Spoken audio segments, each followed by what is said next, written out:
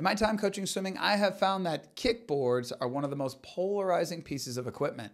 I've met some coaches who love them and use them all the time, and then I've met other coaches who won't even let their swimmers touch them. But are kickboards really all that good or bad? And is there a way to use a kickboard without injuring yourself? Well, stick around, you're going to find out.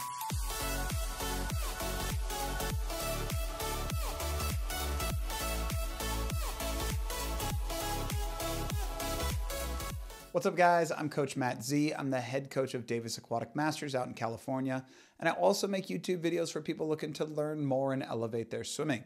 If you want to get better at swimming, click that subscribe button and start watching.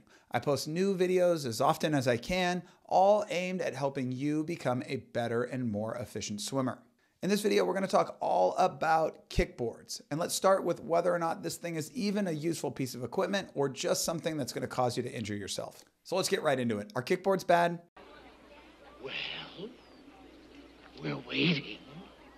Well, if you have a shoulder injury, they definitely can be. And if you're using your kickboard constantly at every workout all the time, it's going to put a little extra pressure on your shoulder. But if you use it in the correct way and in moderation, I think a kickboard can be a great addition to your equipment bag that can help you mix up your training and actually improve your technique. So let's talk about how you can get the most out of this thing and improve your swimming with a kickboard. So how can you improve your technique with a kickboard? Well, one of my favorite ways to kick is actually with a kickboard and a snorkel. I call it hand lead kick with a board. You're going to hold onto the board out in front of you at about shoulder width. Focus on a great body position with your head down and your core tight, and keep those kicks small and fast. I really like kicking like this because you're getting some good kicking work in and also holding a good body position. The snorkel takes the breath out of the equation, and holding the board out in front keeps your hands in the correct position. If you have any shoulder pain, you can even turn the board sideways and hold with a wider grip. Whenever someone tells me that kickboards ruin your technique, this is the first thing I show them. There's also a nice little drill progression that you can do that works great for people that are new to swimming. You're going to start with bodyline kick with the board. So one arm's going to hold onto the board while the other arm is at your side. Get up on your side a little bit if you can and keep that core tight and your kicks nice and small. This drill is great for working on taking a small and low side breath, and also helps you get the feeling of not dropping your arm when you take that breath. If you are struggling with your breath, grab a board and work on this drill. Next, you're going to do Ketchup freestyle with the board out in front. This one's pretty self-explanatory. You're going to do regular Ketchup just with the board in front, which is going to add some stability and keep you from cheating. So many beginner swimmers go right into that windmill freestyle where they're spinning the arms and wasting a ton of energy.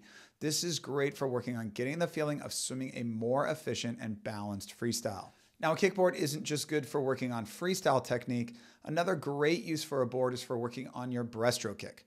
If you're struggling with your breaststroke kick, grab a board and your coach and have them watch you. Because your head is out of the water, they can give you instant feedback on every kick. Also, if you want to know about a really good breaststroke kick drill progression, check out this video that I made a couple of months ago. I will link it in the description. All right, so now that you know how your kickboard can actually help you improve your technique, let's talk about how you should train with it. When I do my kick sets, I typically use fins. I use the Tier Hydro Blades. I also like the Finesse Edge Fins, Arena Power Fin Pros, and I've heard great things about the DMC Max Elites, although I haven't tried those ones yet.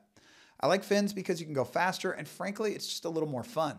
And with this style of fin, you can get a really good workout. It's good to mix it up though and kick with and without fins, but honestly, I find using fins just makes it a lot more enjoyable.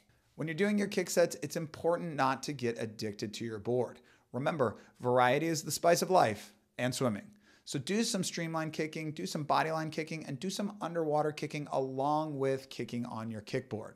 When designing my sets, I like to focus on kicking hard at the end of my swims because I think it's a really good strategy for your races and your workouts.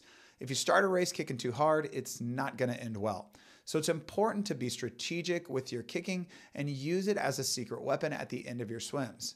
But that's not going to happen by accident. You've got to train for it. So do some longer, smooth kicking reps, then a short blast of the legs, then take some rest and repeat. An example of this would be, say, a few rounds of 3 100s kick at a moderate pace, followed by 150 all-out kick. This will get your legs in shape and build in that muscle memory so you are ready to crush the end of your workouts and your races. And side note, there's also some other really fun ways to use your kickboard. For example, social kicking, where you kick with a buddy and just chat a little bit. Also kicking drag races where you line up next to somebody and race them. And one of my favorite backstroke drills, which I call kickboard drill, where you use the board to practice your backstroke pull. There's so many ways to use your board. The only real limit is your imagination. So as you can see, your kickboard can be used in many different ways other than just the traditional head up kicking holding onto the top of the board. So I wouldn't avoid one just because someone's telling you that it's going to guarantee you a shoulder injury. Now, if you don't have a kickboard and you're thinking about getting one but not sure which one to buy, I would recommend one like this. I'll put a link to a Finesse one that I like down in the description. There's a few different shapes and styles, but this one will work just fine. If you do decide to purchase a Finesse board or any Finesse product, go to finesseswim.com, use the code CoachMattZ, and you will get a 20% discount off your entire order. All right, guys, I know that some people are going to say that I'm wrong and that using a kickboard is terrible for your shoulders and puts you at a greater risk for injury. What you just said is one of the most insanely idiotic things I have ever heard. And honestly, you're kind of right. If you use a board in the traditional manner, holding onto the top with your head up, you are putting extra strain on your shoulders, and this can result in injury. So I would not recommend using a board like this if you have a shoulder injury or if you're prone to shoulder injuries. And if you love kicking like this, I would just limit your time in this position and definitely don't get addicted to it. But your board can be used for so much more than just kicking with your head up. You can use it to improve your body position and technique, and it's a nice way to mix up the training.